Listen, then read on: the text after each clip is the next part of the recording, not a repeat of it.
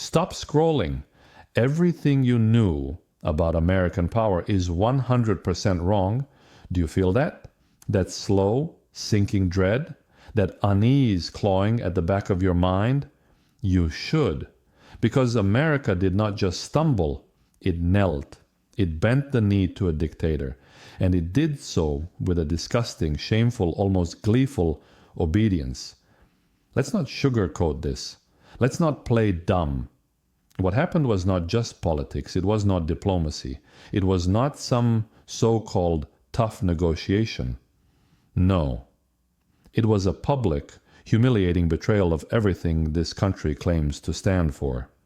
The President of the United States and his lapdog J.D. Vance sat in that room with President Zelensky, not as allies, not as defenders of democracy, but as men who had already made their choice. And their choice was Vladimir Putin. Their choice was submission. Their choice was to tell the world, in no uncertain terms, we no longer stand with the free. We stand with the oppressors. Think about that for a second. Think about what it means when an American president looks into the eyes of a man who has fought tooth and nail to keep his country alive, and instead of offering strength, he offers mockery. Instead of offering support, he offers scorn. Instead of standing up for what is right, he bows down to the whims of a murderer sitting comfortably in Moscow, smiling at the chaos he has sown. And do not be fooled. This was not an accident. This was not ignorance. This was a choice. Because Donald Trump has always made his choice clear. From the moment he stepped onto the political stage, he has admired strongmen, envied dictators, lusted after their unchecked power, and now, given the chance to lead, he does what cowards do. He turns his back on the weak. He kisses the ring of the strong. He plays the puppet, dances to the tune of an ex-KGB thug, and calls it strategy. But do you know what this really is? It is the first crack in the foundation.